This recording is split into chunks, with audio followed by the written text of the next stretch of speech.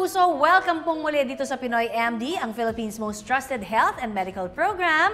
At syempre kasama po natin ngayon ang mga doktor ng bayan na 13 years na rin po natin kaagapay pagdating sa ating kalusugan. Walang iba kundi si Dr. Raul Quillamor, ang ating pong obstetrician gynecologist. Good morning, Doc.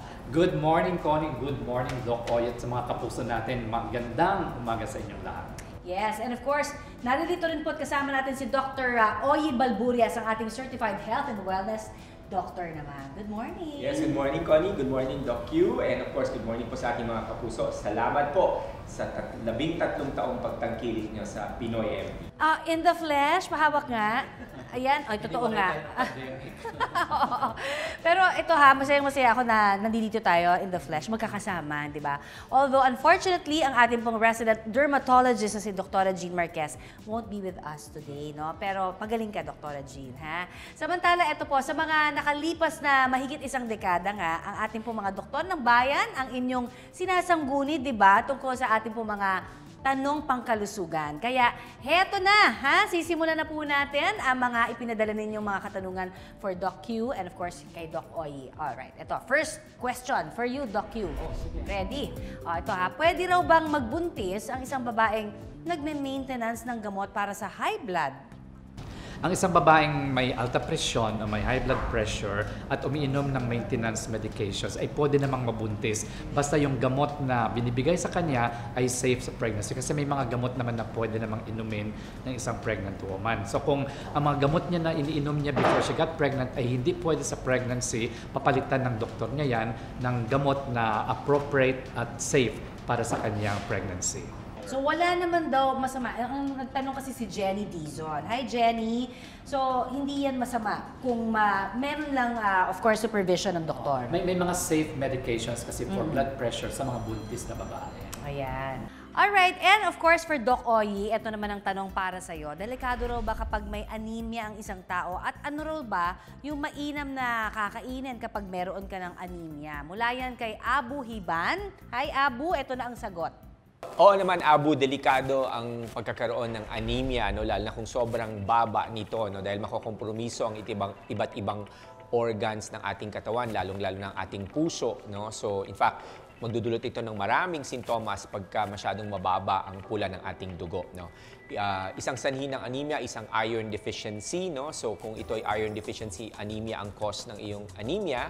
Maraming pagkain na pwede kang makain na mayaman sa iron, no? Tulad ng mga pagkaing hayop, pulang karne, no? So, yung beef o kaya ang manok, ganun din sa pagkaing galing naman sa halaman, like yung mga mabeberde at yung tinatawag naming cruciferous vegetables tulad ng spinach, no? Malunggay, petchay, no? So, lahat ng mga mabeberdeng gulay, yan, mayaman yan sa iron.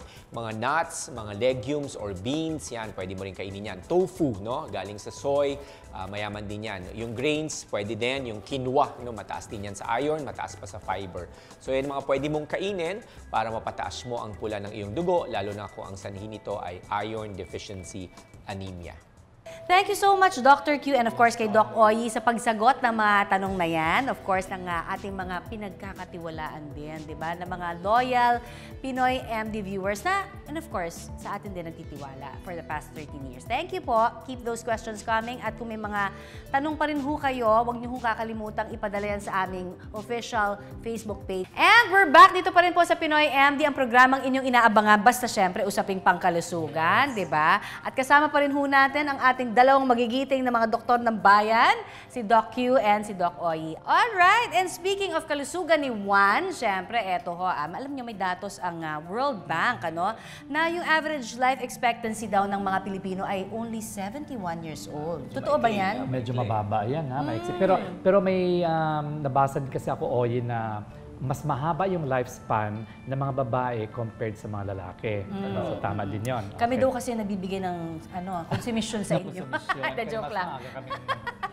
Pero alam mo kasi, Connie, dapat kasi malaman din natin na magkaiba yung lifespan sa health span. No? Yes. Kasi ang lifespan, ito yung bilang ng mga taon na kung hanggang kailan tayo nabubuhay sa mundo. Pero ang health span, yan yung bilang ng taon na kung gaano ka talaga na taon na bilang na ikaw ay malusog, masigla, malakas, no, at functional, no. At syempre ang health span po mga kapuso, talagang naapektuhan niya ng araw-araw na desisyon natin patungkol sa ating pagkain, sa ating Yes. pagtulog, sa ating lifestyle po, no. So mas ikli ang health span kung kompromiso ang lahat ng ito. Oo, marami naman po pwedeng tumanda, 'di ba, Yes. na kayo ay healthy and happy, 'di ba? Kaya yan talaga ho ang ating realidad, 'di ba? Kaya dapat ang goal natin, sabi nga ay hindi lang ho basta mabuhay tayo ng matagal, kundi dapat mamuhay tayo na may quality Yes. at masigla at malusog, 'di ba? Longevity with Yes. vitality. Ayun. Quality